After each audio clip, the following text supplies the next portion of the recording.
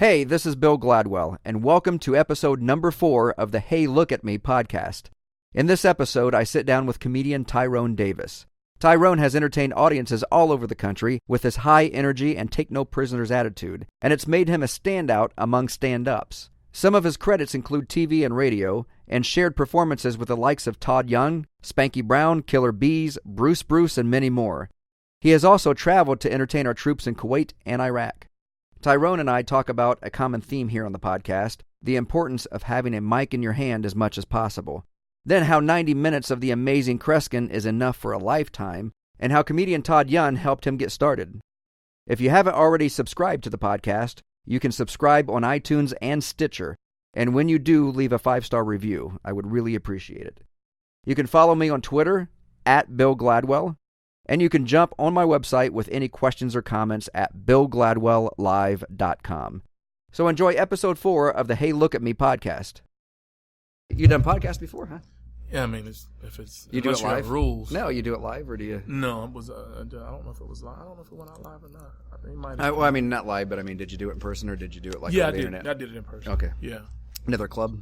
Oh, yeah, and somewhere in Wisconsin. I was in.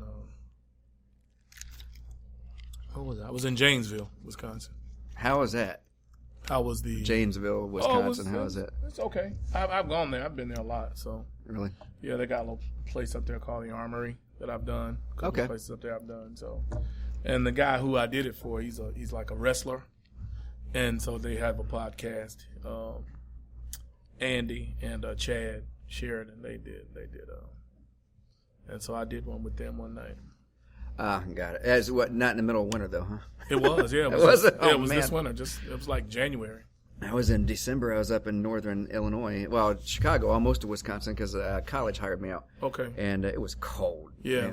I mean, it's been extremely cold for the last 2 winters. And because they go out up, they come out up there. They don't stop going because it snows up there. So. Oh, got it. That's when they come out.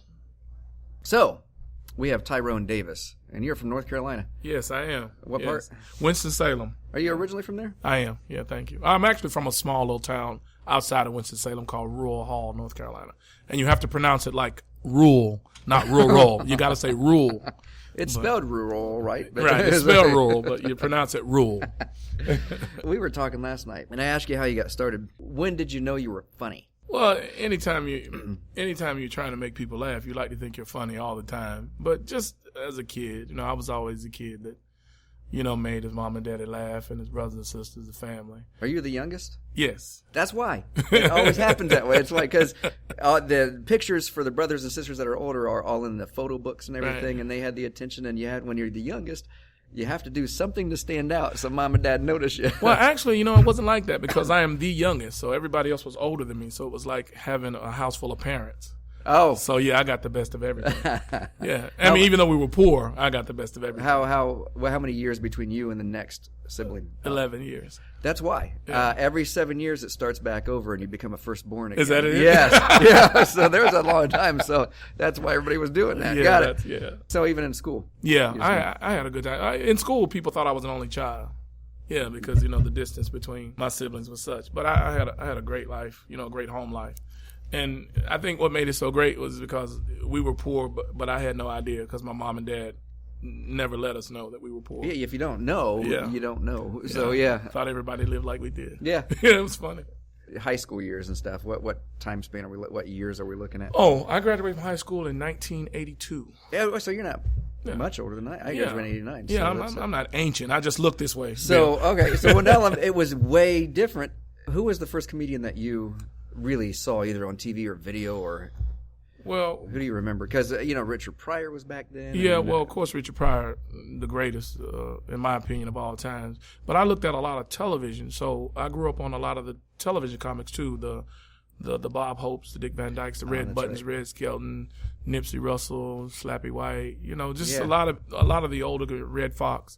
So who were coming up on TV doing a lot of Rowan and Martin's Laugh In and the Dean Martin Comedy Roast, those kind of guys, yeah. So Bob Hope was a little slow in his delivery, but man, he had. Oh, he was good. He's one of the greatest too. And right on Eddie Murphy was right around that time too. Yeah. I enjoy. I have a lot of comedic influences. It's not just I'm not in a box, because a lot of things make me laugh. Did you get in trouble in high school for making people laugh?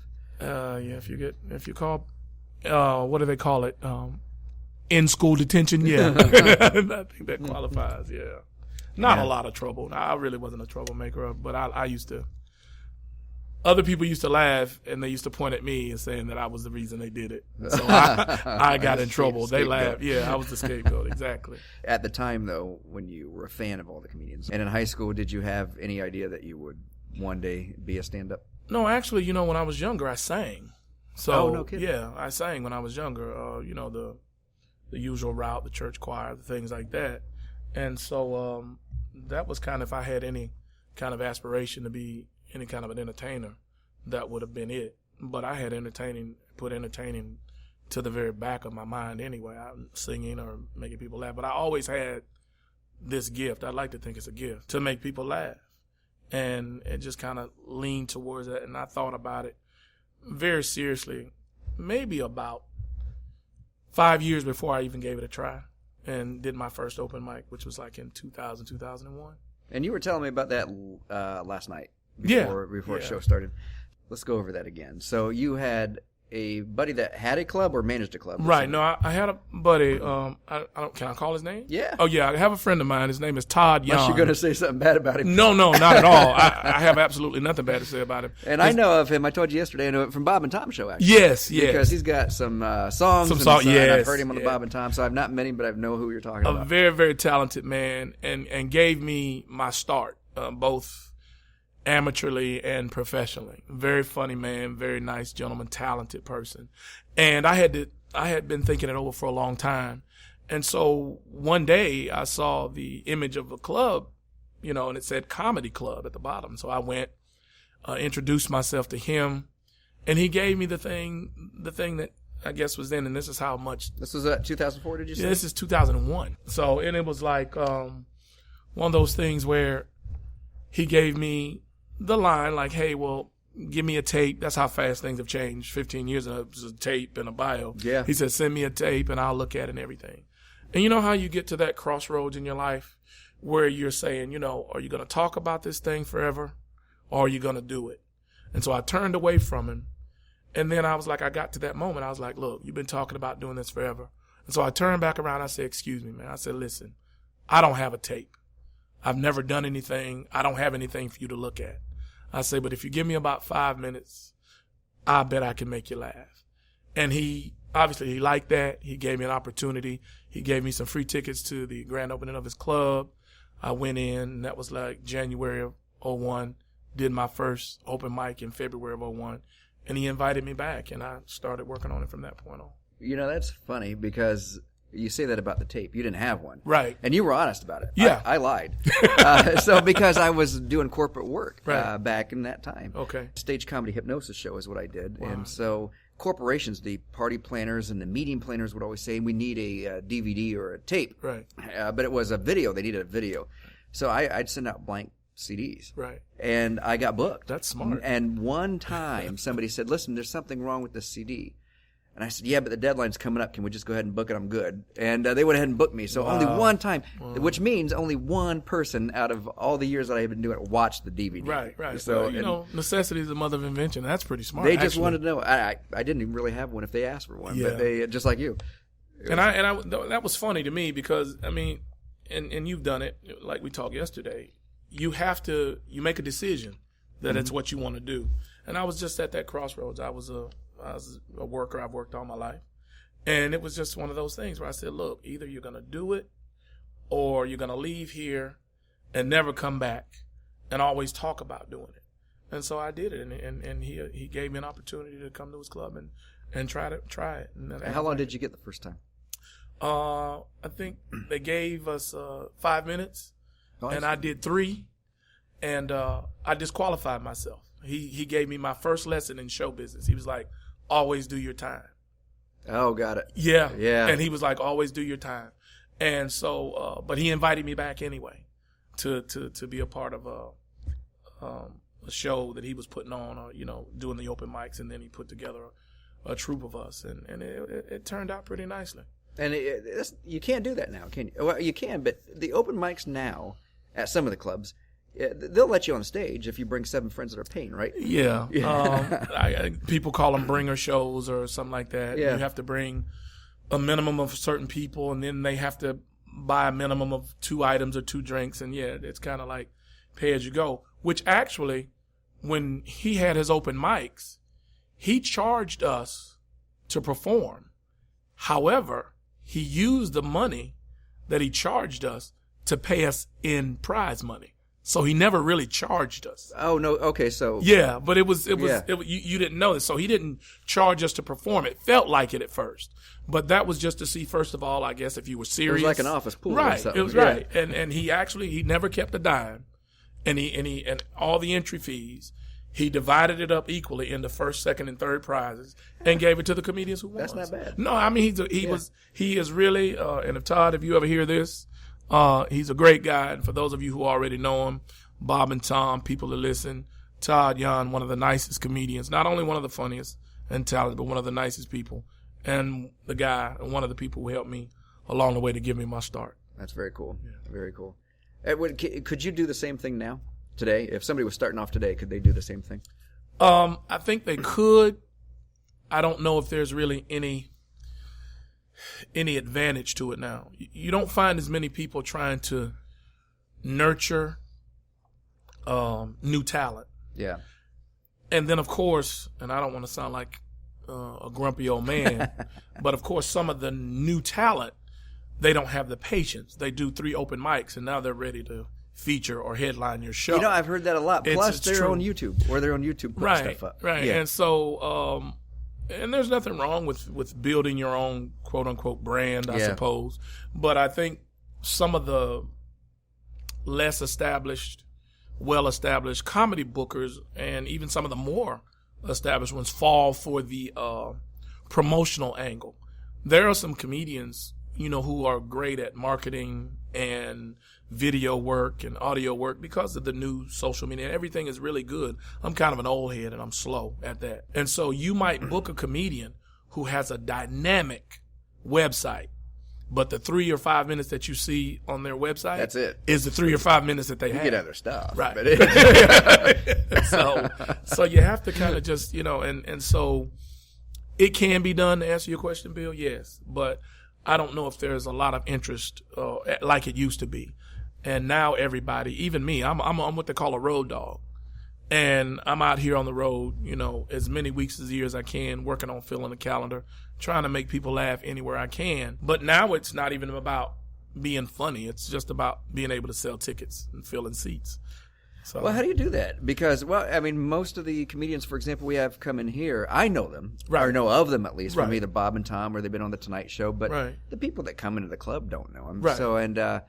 So how do they, any other club, how do they justify filling seats? Because are they coming to see you, or are they coming to see anybody who's at the comedy club? Well, it used to be more that the club had a reputation. Yeah. And people just came to the club depending on the club that they were going to provide good entertainment. Right, yeah. And that's how you got your quote-unquote break, because people just came in because the club had a reputation, a good reputation. The club believed and trusted in whomever was sending you, if you weren't representing yourself, booking agents or whatever.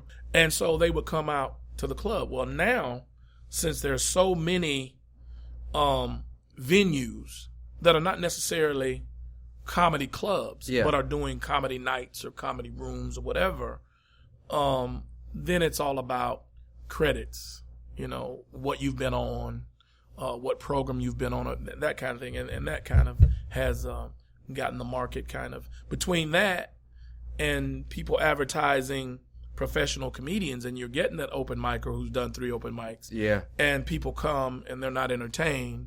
Which gives a bad name to the industry. So it just, so on that end, it waters it down. And from top down, it's like, well, we're sure you can do the job, but nobody knows you. So, and so you just go out and you just hustle, and you come out and you give the best performance that you can. And you have to let your name, and that self-promotion, of course, that helps, because that's one of the ways you get seen and heard. But the best way is just to come out and do the best show you can possibly do. Yeah, and I do like the clubs that are just known. I mean, for in Columbus, Ohio. I mean, I lived there for a long time, but they had the Funny Bone, and it didn't matter. I didn't even look. Right. I just went because I knew they would have good talent, no matter if I knew them or not. Right. And also Dangerfields in New York City. Okay. And most of the time when I go to Dangerfields, it wasn't anybody that I knew, but they had talented people that came in there, even for open mic. So, and I do, and most of the comedians that come in through the doors here, I do know of, and sometimes it's a letdown, I guess is the best way to put it, because I've seen them or heard them, and you nailed it. They have a good 5 minutes that they do on a TV show, or they do, and then when they get here. Yeah. That's the 5 minutes that's funny. Right. He's not talking about me, folks. No. I've got 7 minutes, not 5. So thank you, Bill. No.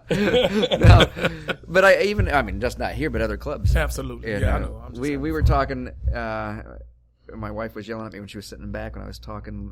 Let's see, maybe the last podcast, 2 podcasts before. Okay. But of a very well-known comedian that we went and saw. Mm-hmm. I had high expectations, really high expectations. I wasn't here. He had about 3 or 5 minutes out of his hour and 15 minutes. Right. I even chuckled, and it was a big letdown. So I hate that. It happens like that. Now, allow me to say, because I should have said this at the beginning. First of all, I appreciate you inviting me, and Mr. Bill Gladwell, ladies and gentlemen, for having me. And I'm really, really, really blown away by what you do as a mentalist. I've watched your show now for a week, and I'm amazed every night you do it. And I don't know how you do it, but it is amazing. And I had the opportunity after the shows, and you don't know this, but it happened last night again, that people after the show who were very nice to me and saying they enjoyed the show, but were asking me, okay, tell us, how did he do it? Are you guys working together? Are you partnering? What does he say? Are you signaling him from the back? I'm like, how can I signal? Like last night, for instance, you did a thing, and you ask a guy about his dog, and you ask him about a characteristic, and somehow he thought obedient, and you wrote obedient, and everybody clapped. And so after the show, they were like, how did he know obedient? And I'm like, you're asking me? I'm like, I don't know, but it's so good. And I think that's the highest compliment, when people see what you do and think that you're so good at it that it just can't be that good. You have to have something else. And I'm blown away by it, because I think I'm a pretty good, because I'm a people watcher. Yeah. You know, because a lot of my comedy comes from, just observing and then saying it. But what you do, I couldn't do it at all, ever. And I just think, and for everybody listening to the podcast, if you have an opportunity to come to Hilton Head Island, South Carolina, come and see Mr. Bill Gladwell, the mentalist. He's the real one, not the guy on TV. This is a real one. I've seen it with my own eyes. So come on down to Pelican Point and see Mr. Bill Gladwell. I am glad. I'm glad that you invited me. Thank you. I appreciate that. Absolutely. Yeah, that's funny that you say that. I had before I had the show here, I had it other places, and I had a show in Gatlinburg for 3 years. Tennessee? Show there. Yeah. Oh, okay. Yeah. Okay. And I got a review on the internet from a family that came. It was from the husband of the family. It was a husband, wife, and kid. Okay. Upset. He was very upset because we had a 90-seat theater. We were full that night. We were sold out, and we do a 90-minute show. And so a couple days later, this review pops up on the internet, and I'm reading through it. And he was upset because he figured everything out, and he went through and listed everything that I did during my show for 90 minutes and told me how I did it. And his theory on each and every one was that everyone in the room was in on it. Except them. That's the time that I had decided I needed to get out of Gatlinburg. That's funny. That's funny. And the 87 people that were in the room, they were on my payroll. Everybody just to entertain him and his wife and kids. Yeah. So. Well, yeah, but that's I think that's a great compliment when people come up and say, "How did he do that? Are you guys working together?" Because that's another thing in entertainment. When you're working on a show together, a lot of times people think that you work together. I've had the good fortune of working sometimes with friends that I've met on the road or know from the club when I started, or just the people that you meet. You meet people as you travel.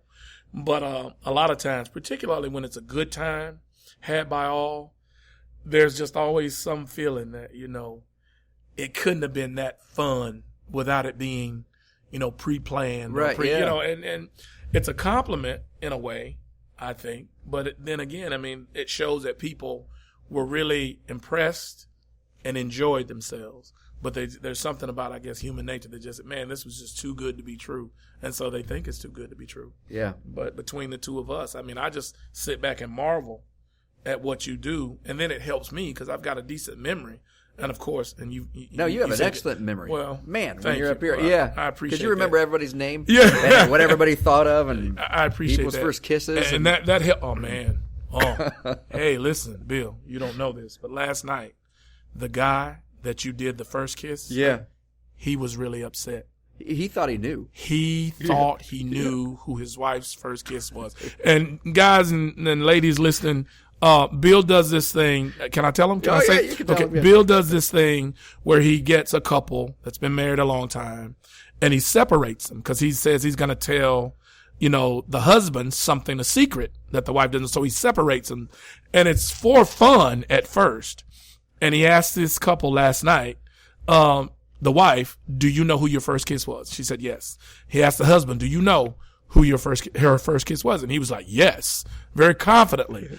And Bill does his thing. And long story short, the person who got the first kiss was not the husband. And he was upset. And it was funny. And so when I got up to do my thing, he was still aggravated. And I said something, and he gave me some kind of a snide or sneed remark. And I said, look, if you want to impress me, find out who your wife's been kissing. and that did not, checked out. He was mad for the rest of the night. But it was so funny. But that's what I mean. That's what I mean by your show. How you do that. I would never. But he was so confident that it was him. Yeah. And when it was not him, boy, he sat there for the rest of the night with his arms folded and like, okay, I don't care what you say, Mr. Funny Man. I'm not laughing. I'm not impressed. So, but that was funny. I thought that was killed really one of your audience members for the that night. was funny. Well, see, I there's a handful of mentalists because there's other mentalists out there. There's a handful of them that I can even stand to watch or talk to. Right. And I respect them. Right. And if they're listening to this podcast, they know who they are. Right. But the rest of them, I cannot stand. Only as soon as the phrase comes out of their mouth, and my wife is the same way, if they say, and for the first time, tell us what you were thinking of. As soon as that phrase comes out of their mouth, I shut down or leave the show. Well, look, I like what you do. I like the fact that the introduction to your show, and I hope I'm not blowing it for you, but I mean, it's just a thing. No. When you introduce your show, I like the fact that you ask, are there any psychics in the room? And then you tell them why and what you do and how it's different from reading minds and reading thought. I think the way you lay out your show and the way you present the show, and then the way you do it, of course, I just think that's funny because, I mean, people are so ready to have you not be right. Yes. Yes. So, and that's what's so funny to me is when I watch you transform people from skeptics to that, and it's amazing. And I do get stuff wrong every once in a while. I got the ladies started wrong up here last night. Well, but I don't think that was wrong because to me, to get any part of a moving part thought process right is getting it right. So, I mean, you got the number. I think what the suit was different. Yeah. Well, people will ask me who my influences were, and there are mentalists out there, but have you ever seen another mentalist perform? The only person that I remember was, do you remember the Amazing Kresge? Yes. That's the guy. We talked about him last podcast. Or no, I talked to him about it in the show. That's the guy who, when I heard that I was going to meet you, then that's the guy that I immediately thought, because I'm aging myself too. Yeah. The Amazing Kresge. No, we went and saw him. Oh, did you? A year and a half ago. Okay. And it was a 3-hour show. Wow. And I'm sure the last 2 hours were good. We weren't there. Dude, you almost made me spit out my water. Don't do that. Yeah, you did a spit take. Oh, man, I'm glad this is not on TV. I almost choked. Excuse me. Man, that is not right. Let me know when let me tell the jokes. That was funny. He had an intermission. We thought the show was over, and he goes, all right, let's take a 15-minute intermission. And you know how he Well, I'll tell the story. I mean, he may hear this, but whatever. So he's famous for finding his paycheck, right? Or he doesn't get paid. Right. And I wanted to see that, and I did see that. So he brings a committee up, and I don't think this is a secret. He does it on TV, too. Okay. But brings a committee up. He leaves the room. Okay. They hide his paycheck. Okay. And then they invite him back onto the stage, and then he finds his paycheck. Right. He did that, and he came back on the stage, and there's maybe 6 people, a committee that he hit it together. And he said, now I need to know who was the last one to touch the paycheck. And this woman goes, well, I guess it was me when I put it in the shoe. And he flipped out. He just, in front of everybody, he flipped out. And he said, why would you say that? Now we have to do it again. And because I'm going to go out here, you do it again. And he was just yelling. So he left. He went out again. They hit it again. And then they called him back on stage, and he comes in and he goes, now nobody say anything like I hit it in the shoe or something. And right. And so he comes back up on stage, and he said, who was the last one to touch it? And this guy goes, I was. I said, okay, step up here. He goes, what's your name? And then he said, John Smith or whatever he said his name was. And he said, what do you do? He goes, it's really funny. He goes, I'm local, but I'm a mentalist, a magician. And the guy, Kreskin, flips out. He goes, professionally, why would you come on stage knowing that I'm a mentalist and you come on stage? You can't be up here, is what he said. So how many excuses does he give? Does he eventually get his paycheck before you guys leave? Yeah, he finally got it. Yeah, so he finally got it. But it was... that's funny. Yeah, and he flipped out a few times. And that was funny to watch. But most mentalists, my point though, most mentalists like Kreskin, they're really serious. Right. And right. they have the whole picture of this. Right.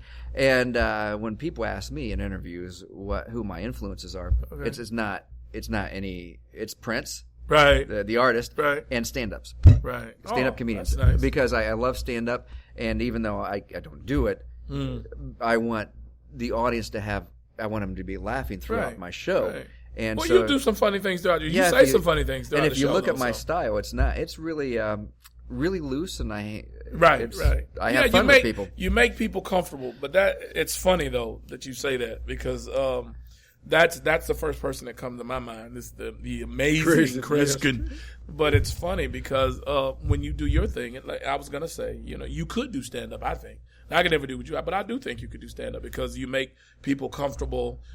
People aren't, but what makes me laugh when I've seen you is the person that you say when you did the card, you say, now, you cannot answer me. And then you say, what's your middle name? And they tell you your middle name. You're like, no, you can't answer me. And then from that point on, they look at you like they're a mannequin. They're determined not to speak from that point on. I'm still trying to get the Bill Cosby joke to work. Hey, that was funny. That was funny. I tell you what, man, I've never seen one comedian get so much traction on another comedian's thing, Hannibal. Yeah. I mean, and I think that's funny because like 10 years ago, well, maybe 15 now, I mean, he could have said that, it would have gained no traction, but because of social media now, and if you've ever seen the clip, I think he's in Pennsylvania. Yeah, I've seen it, yeah. He says to the audience, Google it. And they did. And this whole thing popped up about Bill Cosby. It's amazing to me how that happened. I know I make references on stage every once in a while that are probably too old for some of the audiences we have in here because they don't know what I'm talking about. Yeah. So the stand-ups and Prince, I've seen him 17, 18 times in concert. Right. And because I just like him as a performer, how he captures the audience. Mm-hmm. And I like how good stand-ups do the same thing. You know that you've seen them. So with you, who is your influences? Are they other stand-ups or is it because mine's completely out of my area? No, my like I said earlier, the people that I really watched were as far as stand-up because when I started listening to stand-up, you didn't see a lot of stand-ups on TV. You had their albums. And so it was like, Richard Pryor, Red Fox. Did you memorize some and repeat them? Yeah. That's what a lot of people did back then. Yeah, of course. I mean, that was the thing too that, made you funny back then was that you could remember, what Richard Pryor would say or whatever, especially Richard because and see, we weren't supposed to be listening because it was like an adult listening party. Right. And then after the adults, and it's funny too. And Red Fox had the party albums. Oh yeah. Red Fox had a lot of party albums, but we'd listen to them after the parents listened, and they went off to do what they call grown folk stuff. We were young kids, and then we'd sit back and sneak and listen to the Richard Pryor Yeah, it was funny. He and of course, as you know, everything started to become kind of a visual medium. Then of course Eddie Murphy and Bernie Mac, and television comedians who were not necessarily stand-ups or may have started stand-ups. I don't know, but people like Lucille Ball and Oh yeah. Moms Mabley. I like a lot of. I used to love. I still like her. I haven't seen or heard her, but when I first started watching the improv shows, you know, A&E's Evening at the Improv. Yeah, right. And I used to watch that a lot. And I used to watch people like Judy Tenuta. Oh yeah. And Bobby Collins and Michael Collier and people. You know, who we just found those on Hulu or Netflix. Yeah. One of the two, right? But we found the whole thing's on there. Yeah, We started watching those. And that used to be the thing. And then what I started doing, and it's sad, but now that I've been doing stand up, I try not to watch stand up anymore. Really? Yeah. Well, see, that was Prince. Prince never listens to. Well, when he first started, at least he may now, but he didn't listen to anybody else's music because he didn't want to be influenced by him. Right, and it's not, and I've already been influenced by people who I think are greats. Yeah. But now it's just such a thing, you know. If you say anything that's remotely similar in thought pattern or then you're stealing my material. Yeah. You know, and so I try my best not to. Now I like to go see the friends that I've met and I work with, and I love to work with them and see them. But I try not to listen to stand-up, and I miss it because I used to listen to it all the time and watch it all the time. But and it's only been about in the last 5 to 7 years that, not that I've never listened, because I don't want somebody to say one day when they hear this, Tyrone said he never listened. I do watch it, but I try not to watch as much of it as I used to. And I don't watch as much of it as I used to because I got my own thoughts and I like to get those. But, you know, we can all come up with same patterns of thinking, and it's all in delivery. Yeah, I don't watch other mentalists just because I can't stand to. But but it's funny though. That's funny, and it's true, folks. If you're listening to this, I did almost spit all over the host. So, fried the computer. And everything else. So this was. But I'm gonna tell you something. You said you couldn't be a stand-up, but it's funny. Some of the funniest things happen. Bill made sure that I had great accommodations. I'm here on the beach, and it's beautiful. It's a resort area. And so the other day we're talking, and he asked me how my accommodations were, and I said, they're really nice. He's like, well, you can go out. He says, man, have you gone out and caught some of the nice beaches? And I just looked at him and kind of rubbed my arm and said, no, I'm good. And we had a nice laugh about that. So just in case you're wondering, yes, now, I don't need a tan. Now, see, we were out on the beach today, and there was a whole Jamaican family out on the beach. Yeah, they thought they were home. So one of them, and they were right beside us, and one of them picked up his girlfriend or wife, I don't know which, and runs out into the ocean. Right. Today. Right. This is a true story today. 2 minutes later, he's like Jesus walking on the water. He's running out, and he gets out. He's got a hole in his foot, and blood is pouring out of it. And he told me what happened. A crab grabbed a hold of his foot, and he ripped it off, and he left his girlfriend or wife clear out in the ocean where this crab was. Oh man, she's standing out there. My Jamaican hero. Yeah. So they're calling her in. No, come in. And then we saw a shark, actually, about a 5-foot shark, about the same spot. So I'm thinking probably from his bleeding foot, he attracted the shark. Right. Yeah, but he said, I'm not going back in there, is what he said. But So they set up volleyball. Okay. They played volleyball. Okay, they weren't going back in. But if I get invited to a nice volleyball game, I might go. So that taught me a lesson. So if I ever I got to bring my wife with me if I run out of the water. Yeah, bring her. Well, chances are it'll be on YouTube before you get back to the sand, because somebody probably recorded that. I'll probably see it, on one of the social media sites today. Right. If it happened today, I'm sure somebody recorded it. So what do you? There's what's the best way to put this? There's comedians that come on, and they have an agenda. But they have an agenda, and they don't care if the audience is laughing or having a good time or not. Right. They just want to get their agenda across. Right. There's other comedians that they care about the audience. They want the audience laughing, which I get from you. Yeah. But there's some that can switch up. So do you have an agenda that you want to do, and then if it's not the right kind of crowd, you go back? Or my agenda is just I want people to laugh. That's really it. Now, if perchance during the course of the show, I say something that somebody can use or it helps or whatever, but I just want you to laugh. And the reason being is that, life is serious enough. And I look at what I do just like I look at a movie or anything. I'm here for you to, for a few minutes, forget about your house note, your car note, your kids in college, and I just want you to come and laugh.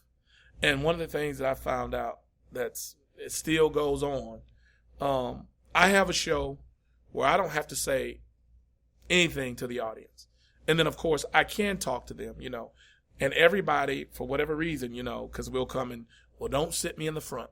I don't want to get picked on. Don't sit me in the front. They do that with my show, too. Yeah, they think you're going to get picked on. I like your line, too, about, nobody has to volunteer because I'm just going to pick you myself. I like that. I'm paraphrasing, of course. But, no, my agenda is just to make you laugh. I just want people to have a good time, to have fun.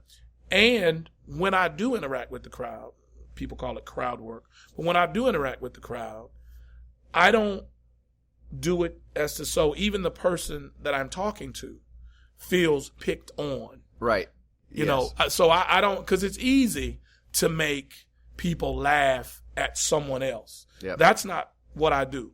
And even when they're just like the guy who was mad about I was trying to make him laugh, but it was too late because thanks, Bill. By the way, just one. Thanks, Bill. By the way, he did too, and I even made that joke because I make the joke when I asked the husband, "Do you know who it was?" And if they say yes or no, I say, "I've been doing it for a long time," and sometimes it ends up being like a best friend of the husband or brother or dad, and it might have been. So, because when I turned it around, I said, "Do you know anybody?" He goes, "Yeah, I know somebody." He said, It was like, by the way, folks, the guy's name was Nick. And that wasn't the husband's name. His name was Harley. I'm not giving you a last name because I don't know it. It could have been Davidson. But he was upset. And he knew Nick. And I don't think him and Nick were friendly. And so I think that as Bill presents it, it's supposed to be lighthearted and funny. But I think just like you did the 90 show and that one family, was conspiring, everybody else was. I think he thought that everybody was in on this with you and with him and Nick and his wife, but he did not like the fact that Nick kissed his wife. Oh, he did not. He did not like it. So funny. You said, it's difficult to find a mentor like you did with Todd. But today, if somebody's coming up and they want to get into the business, what's your recommendation on how to get started? Well, what I do is, first of all, I do not give advice. I just have conversations. I think one of the worst things that an incoming comic performer of any kind, and it's natural to say, hey, what can I do? What can I do? Yeah. But I'm going to tell you a story. It's funny that you mentioned the Funny Bone in Columbus in the Easton Mall. Easton, yeah. Yeah, Easton Mall. And I was trying to get in there. I won't call the booker's name. It was he was very straight up and an honest person with me. But this was in 2006. And they used to give you showcases. Yeah. And he allowed me to do a showcase. And he did the showcase and everything. And after I did the showcase, he calls you back in the back room. And he looks at me and he says, with everybody, I was just starting. He said, well, with everybody, headliners bringing their own features, there are only a couple of spots a year. And I'm not prepared to offer you one of those positions. Very cut, very dry, very honest. Yeah.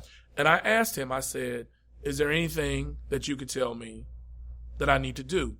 And a lot of people, and I met him, and a lot of people have said really not nice things about this gentleman.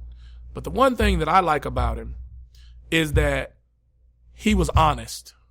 He looked you straight in the eye, and he said, I can't use you. And when I asked him, was there anything I could do? At that time, I guess it was 15 years, he says, look, I've been in this business for 15 years. I've never told a joke in my life. I have absolutely nothing to tell you. And I have respected that ever since then. And from that point on, I don't give advice, even though it's natural. We have conversations. But to answer your question, I tell anybody, there's no substitute for doing it. Doing it, right. Find an open mic, perform as much as you can, write as much as you can. And when I say write, because I'm not one of those people who can sit down, my thoughts kind of come faster than I can write. I used to try the tape recorder. That doesn't work. So I spent a lot of time on the road. So I'm that guy.